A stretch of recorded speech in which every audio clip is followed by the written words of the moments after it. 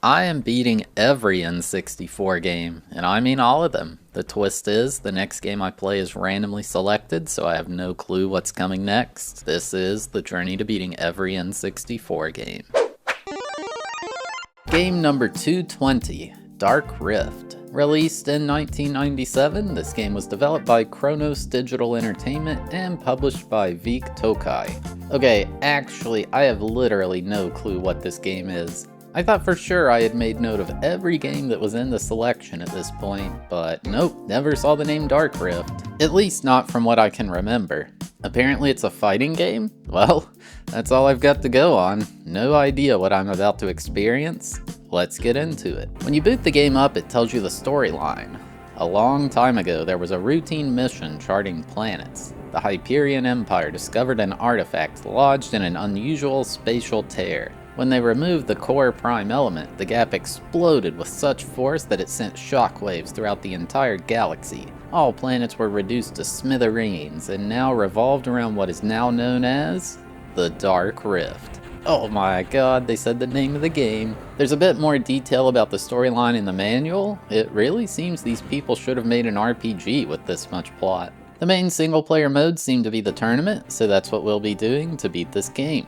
I first had to choose my character. There was Gore, Morphix, Nikki, Scarlet, Zenon, Aaron, Demonica, and Eve. I chose Morphix because he looks really cool. It gives a bit of backstory on the character you choose. Apparently, no one knows what Morphix is after, although they believe he comes from the light dimension, and may even have the light prime element in his possession. The way he fights is very strange. Some people call him the Blender. His arms turn into blades and he spins at rapid speeds. He is unnaturally flexible as well, so he is unpredictable. My first opponent was Scarlet. It's a 3D fighting game in that you move in a 2D way, but you can also sidestep. If you do a grab move, the game actually stops to play a cutscene. Kind of neat. The first fight was so weird. She wasn't attacking me back, like, at all. In fact, I got a perfect. The difficulty was on normal by default, so I don't know. Ah, there we go. Finally some pain. Now, one thing you may notice is how smooth this game is running. It's part of a small club of games that run at 60 FPS on original N64 hardware. In fact, reading into it, this was the very first game to achieve this. That's honestly quite cool. It was a bit weird in that I had to win 3 rounds. I feel like the global standard in a fighting game is win 2. Guess they wanted to change the meta back in 1997. For now, I was just reading Morphix's combos from the manual and trying to get a feel for how the game played. I imagine it's going to get harder as I progress. You can see Scarlet sidestepping my projectile here. I'm not sure if any of these moves have names. The manual doesn't list them if they do. I beat Scarlet no problem. Like, literally. She only swung at me like 3 times the entire 3 rounds. Love Morphix doing his little bow there. He shows honor in victory. My second opponent was Zenon. I found this jumping, spinning blades attack. Makes me think of those vids I would see where he'd play the song, Helicopter, Helicopter.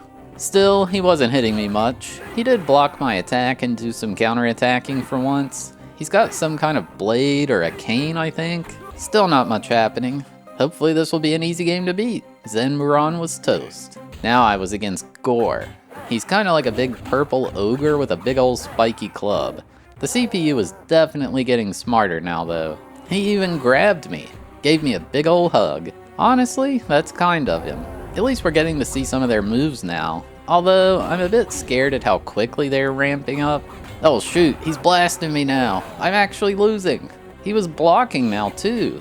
The game has a dedicated block button. It's not like you hold backward to block or whatever. Still, I managed to win without losing any rounds. I think my time of dominance is going to slow down very soon. Aaron was up next. He's got a gun. How am I supposed to compete with that? But also, his gun has a big blade on the end of it. I see where Gears of War got their inspiration. And actually, this guy kinda looks like Isaac from Dead Space. I lost my first round here. Ugh, I'm only at the 4th fight too. This is gonna get super hard, isn't it? One thing that bothers me with this game is just how long it takes you to get back up if you're knocked on the ground. Like, come on man, get up already. Ain't got all day. Man, Aaron is out here doing front flips with his gunblade thing. Gunblade? What is this, Final Fantasy VIII? Man, come on, I'm down 2-0. I need to find the spammable move already.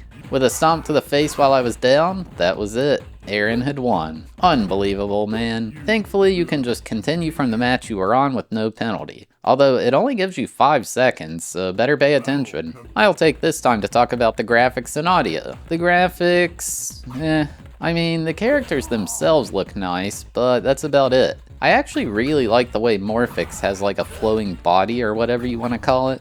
The arenas you fight in are all pretty basic. They're not necessarily bad, but it's nothing to write home about. The health bars and such even look kinda mediocre. That being said, the game runs at 60 FPS on console, which is amazing. Definitely gotta love that. For the audio, well, it's just not so good. All the sounds during fighting are super compressed, along with the music. Speaking of the music, it's just not that interesting to me. I sound like a hater, but well, that's my opinion. You can look up the soundtrack yourself. Morphix's theme is interesting at least.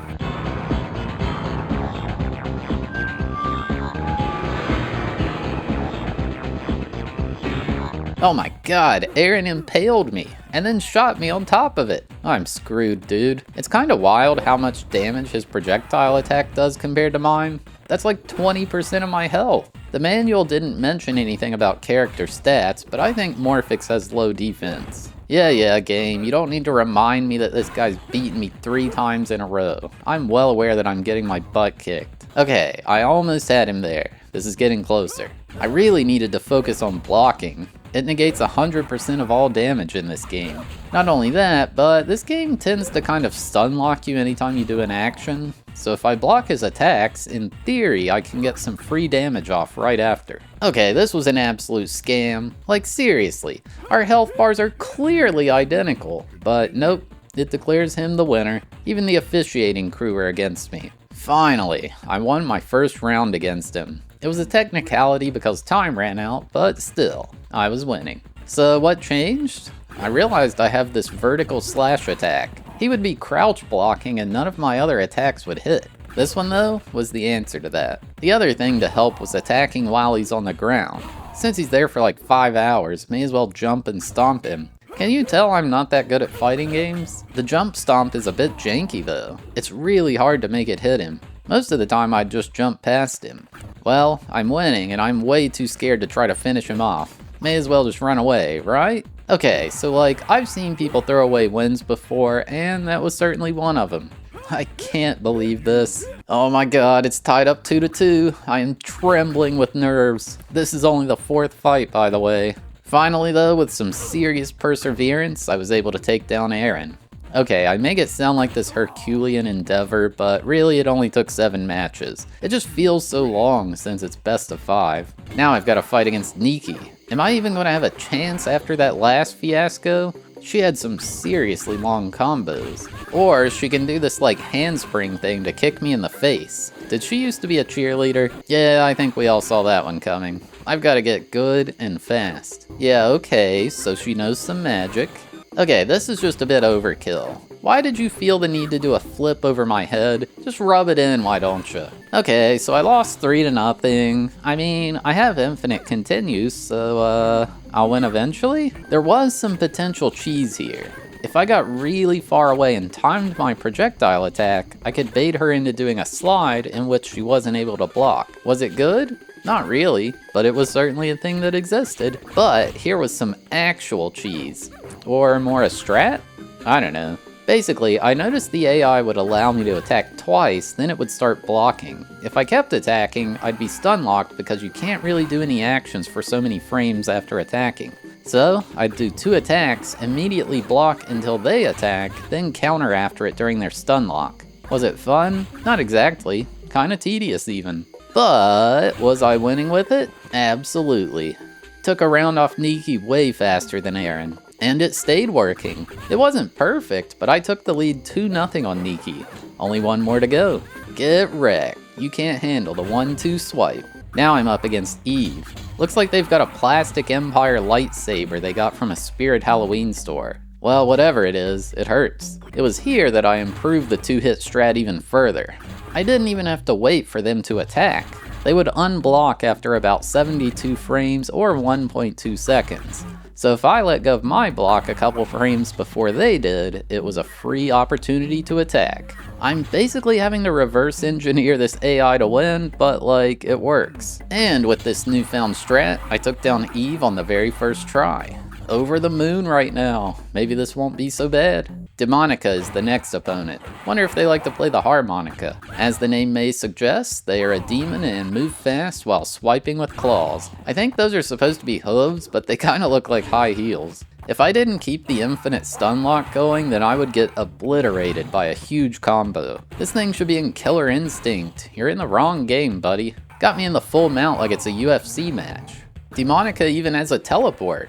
I want to teleport. Now he's eating my face. This thing is a monster. Still though, it only took 2 tries to get past Demonica. We've got to be close to the end now, right? My next opponent is Morphix. Oh no, it's a mirror match. How did he do that massive combo? I can't pull that off. They'll just start blocking if I try. Thankfully, I know his every move. Red Morphix never had a chance. Well, it took 2 tries, but whatever. Now I'm against Sunorgc.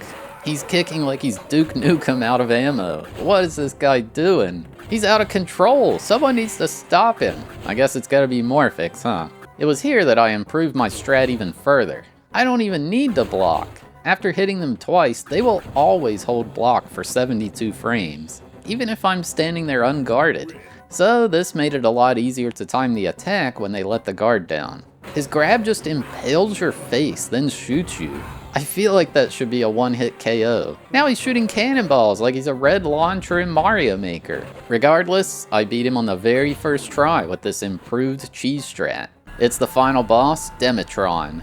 He actually has a special animation teleporting in and even some dialogue. He thanks me for bringing him the prime element, and as a reward, my death will be swift and merciless. Oh yeah, I forgot there was a storyline here. He has a teleport too, and his damage is higher than everyone else's it seems. He's like holding a half bow or something, but man, his attacks hit hard.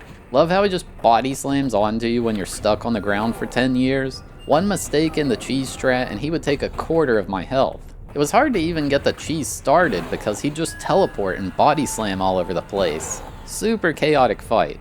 Like, look at this combo. I swear the entire thing took 3/4 of my life bar. If I didn't have this cheese strat, I would be screwed. His grab attack, he just bites your face like a dog playing tug of war with you. Demetron is much less cute than my golden doodles though. I just kept losing. All I had to do is time this 72 frame window correctly over and over and he'd never be able to hit me. It's seriously wild how hard this guy hits at the sign of any mistake. The 2-hit strat ended up being a bit unreliable, so I came up with a new slide strat. Basically, if I ran like to the other side of the screen, he'd get baited into teleporting. Then I could slide to him and knock him down, as well as use this new ground kick I learned I had. It's kind of annoying how you don't really just play against them like a normal opponent, but instead reverse engineer their input reading to make it backfire. I guess that's just the nature of old fighting games. With this new strat, I was able to win on the very next try. Demetron starts spasming wildly, then he teleports away. Guess he won't be back anytime soon. We get an epilogue for Morphix's story. Essentially, he reaches out and touches the prime element. It lifts and sparkles, launching itself into his body. From this, the planet he is on crumbles into nothing. Now, there is only one star left in the galaxy. At the center of that star, Morphix. His transformation is complete. We get a nice "The End" screen, as well as some kind of password or cheat code. Ooh, what's that? And then the credits roll. Heck yeah. That cheat unlocked playing Sunorgc as a playable character, and there was a different one to be able to play as Demetron. Definitely would have to ban this guy if playing with friends. He's absolutely overpowered. But yeah, that's about all there is for this one. Game complete. So yeah, there you have it. My journey to beating Dark Rift. I mean, I feel like this game is very unknown, and there's probably a reason for that. There's just nothing that notable about this game. It's not like horrible, but well, it's not that fun. Maybe better playing against real people like literally every other fighting game, but yeah. It's really cool that it's the first 60 FPS game on the N64, but I guess people didn't care about that too much back in the day. The graphics aren't exactly noteworthy, and the music's kinda bad. It's really frustrating how when you do any action in this game, you just get stun locked for like 6 frames. The game just doesn't accept any inputs. That doesn't stop the CPU from blocking instantly after their attacks though. I'm not sure if I just didn't understand or the devs gave the CPU a different set of physics to play under than what the player gets. Either way, the game is a bit slow paced and the story seems weirdly out of place for a fighting game. The character designs are cool though. I gave Dark Rift a 3 out of 10 for enjoyability and a 6.5 out of 10 for difficulty. Alright, thanks for watching, I hope you enjoyed.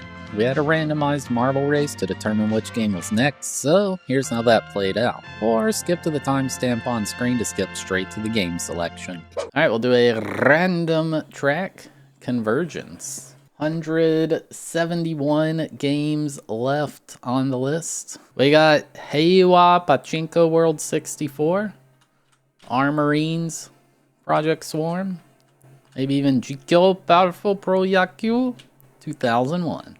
Only one can win. 3, 2, 1, go. Alrighty, they're off. Will any fall early in embarrassing fashion? Will there be anybody to fall? It doesn't appear so. Alright, coming up the pachinko machine, only to go back down. Mia Hamm Soccer, currently leading, but Scooby-Doo jumps down with the early lead. Shin Nippon Pro Wrestling 2 as well. Buck Bumble coming through. Nushitsuri 64, the sequel to the fishing RPG. And it's Scooby-Doo and Buck Bumble neck and neck coming over the ramp. And Buck Bumble with the slight edge coming in through the change counting machine. And we got so many marbles coming, but I believe it's still Scooby-Doo and Buck Bumble. They're coming down a funnel here, and actually Monopoly sneaks down. No, International Track and Field snuck past the cameraman. And International Track and Field is currently in the lead, and Bassmasters 2000 is flying, but a little out of control, nearly falls. And now we got International Track and Field, San Francisco Rush 2 coming through. Rush 2 takes a bounce and falls off the cliff. International Track and Field now gets bumped as well. Scooby-Doo, A Bug's Life, Bassmaster 2000. We're coming near the end here. And it's these three in the lead, but here comes Buck Bumble, and International Track and Field gets launched off. Scooby-Doo is in the lead. Oh my goodness. 64 Trump Collection, some Japanese game. Scooby-Doo is in the lead, but 64 Trump Collection is avoiding the bumps. Scooby-Doo bouncing 64 Trump Collection, which what's it gonna be? It's Scooby-Doo! Classic Creep Capers photo finish. It came down to a frame. 1 frame difference. Scooby-Doo Classic Creep Capers. They reviewed the footage and it's been confirmed. Stop the steal. Wait, what? Are they under the track? What is going on here? I feel like a Scooby-Doo game's gotta be just pretty decent, right? Probably a platformer. Iculus thing for 721 bits. Blasphemy thing for 69 dudes. Alright. Scooby-Doo Classic Creep Capers. It has been decided. But yeah, if you're still here watching, you're awesome. Thank you so much. If you had a good time, consider hitting that like button, or maybe even dropping a subscription. Or hey, maybe even watch another one of these videos that's on screen now. And yeah, see you next time.